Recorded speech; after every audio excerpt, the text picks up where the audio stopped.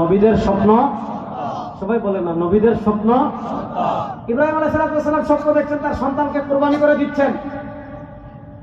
স্বপ্ন দেখে জেগে ইসমাইলকে বলছেন ইয়া বুনাইয়া, কি আদরের ডাক, ইয়া বুনাইয়া, হে আমার বৎস, ইন্নী আরা ফিল মানাম,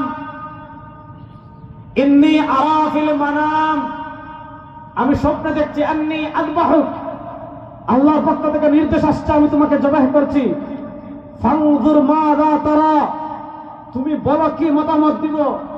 ইসমাইল আল ইব্রাহিম আলাইহিস সালামের জীবনী থেকে আমাদের কি শিক্ষা? আজকে লাল চা খাওয়ার বিনিময় আমি আদর্শ বিক্রি করে দেই, 100 টাকার বিনিময় আদর্শ বিক্রি করে দেই। আমি জানি আমার নেতা অন্যায়ের পথে আছে, তারপর দুনিয়ার সামান্য স্বার্থের জন্য আমি নেতার পক্ষ অবলম্বন করি। আমি জানি আমার দল ভুল পথে আছে, তারপরেও আমি দুনিয়ার সামান্য স্বার্থের জন্য আমি আমার দল ছাড়তে পারি না, আমি আমার নেতা ছাড়তে পারি না, আমি আমার নেত্রী ছাড়তে পারি না, আমি আমার পথ ছাড়তে পারি না, আমি আমার মত ছাড়তে পারি না, আমি আমার আদর্শ ছাড়তে পারি না। অথচ ইব্রাহিম আলাইহিস সালাম যিনি আমাদেরকে দ্বীন হানিফ দিয়েছেন, যিনি আমাদেরকে শিরকের বিরুদ্ধে লড়াই শিখিয়েছেন, যিনি আমাদেরকে দ্বীন দিয়েছেন, আকীদা দিয়েছেন, সেই ইব্রাহিম আলাইহিস সালাম অনেক দিন পরে এক সন্তান পেয়েছেন। আল্লাহ নির্দেশে তাকে জবাহ করতে, কুরবানি করতে এক মুহূর্ত দেরি করেন না, এক মুহূর্ত দেরি করেন না, প্রস্তুতি নিয়েছেন। বাচ্চাকে বলেন বাবা কি করবো, স্বপ্ন দেখছেন, ইয়া আবাতি ফাআল মা তুমার, আপা আপনি যা দেখেছেন করে ফেলেন, সাতাজিদুনি ইনশাআল্লাহ মিনাস সাবিরিন, আপনি ধৈর্যশীলদের মধ্যে পাবেন, কাজে রেডি। আমরা হজে গেলে পাথর মারি না, এগুলো সব আমাদের জাতির পিতা ইব্রাহিমের স্মৃতি, ইসমাইলের স্মৃতি। বাদ ইব্রাহিম আলাইহিস সালাম সাজিয়ে গুজিয়ে মাকে বলেন নাই, কেন বলেন নাই? কারণ মা তো মাই, এক বাচ্চা কোনো কারণে আটকাই ফেলতে পারেন, একটু সামনে নিয়ে যাচ্ছি, নিয়ে আসবো, সাজাই গুজাই নিয়ে গেছেন, শয়তান আসছে মানুষের আকৃতি ধরে, প্রথমে এখানে, পরে এখানে, পরে এখানে, 3 জায়গায় আসছে, 3বার বাধা দিছে, যাই সাজো তোমার বাবা তোমার জবাই করে ফেলবে। ইসমাইল আলাইহিস সালাম 3বার কঙ্কর মারছেন, আমরাও 3বার কঙ্কর মারি কি মারি না? মারি। 3বার কঙ্কর মারছেন মনোযোগ দিয়ে। হযরত ইসমাইল আলাইহিস সালাম প্রস্তুত। ইব্রাহিম আলাইহিস সালাম দেখছেন তার চাঁদের মতো সুন্দর ছেলে, যদি কুরবানি করেন কেমন কেমন হয়ে যাবে। যখন সন্তানের গলায় ছুরি চালাতে চাইবেন, সন্তানের চেহারার দিকে যখন তাকাবেন, অন্তরে মায়ার উদ্রেক হতে পারে।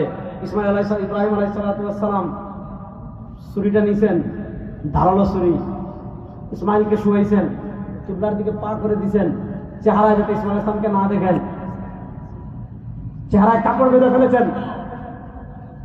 ইব্রাহিম আলাইহিস সালাম চেহারায় কাপড় বেঁধেছেন, বিসমিল্লাহি আল্লাহু আকবার, বিসমিল্লাহি আল্লাহু আকবার।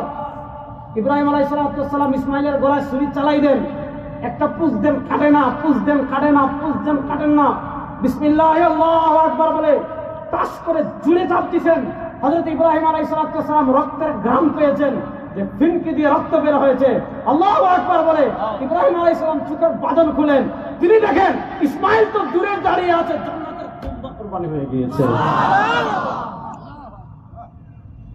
হযরত ইব্রাহিম পরীক্ষায় উত্তীর্ণ হয়েছেন, হযরত ইসমাইল পরীক্ষায় উত্তীর্ণ হয়েছেন। সেই ইব্রাহিম ইসমাইলের সুন্নাহ আমরা প্রত্যেক কুরবানিতে কি পশু জবাই করি, এলাকার সবচেয়ে বড় ষাঁড় কিনি। ইব্রাহিম আলাইহিস সালাম দুনিয়ার সবকিছু পায়ের নিচে পিষ্ট করে আল্লাহর বিধানের সামনে নিজের ছেলেকে কুরবানি করে দিয়েছেন। আর আজকে আমরা একটা কাপ লাল চা খেয়ে আল্লাহর বিধান ছেড়ে দিই, 100 টাকার বিনিময়ে আল্লাহ লাল বিধান ছেড়ে দেই। এজন্য কুরবানির সবচেয়ে বড় শিক্ষা কি? দুনিয়া একদিকে, আল্লাহর বিধান আরেকদিকে। দুনিয়া আরেকদিকে, ইসলাম আরেকদিকে, কাকে প্রাধান্য দিব? দেখছেন মাস্তা বলবেন না, দুনিয়া একদিকে, ইসলাম আরেকদিকে, আমরা কোন দিকে? বলেন, দুনিয়া একদিকে, ইসলাম আরেকদিকে, আমরা কোন দিকে?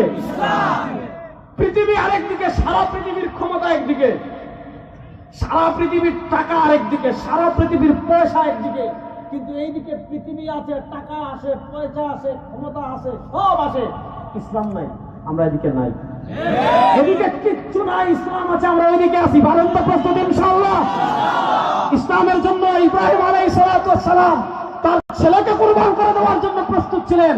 আমরা ছেলে কুরবানি করা লাগে না, ইসলামের জন্য গ্রাম কুরবানি করার জন্য, রক্ত কুরবানি করার জন্য প্রস্তুত আছেন না?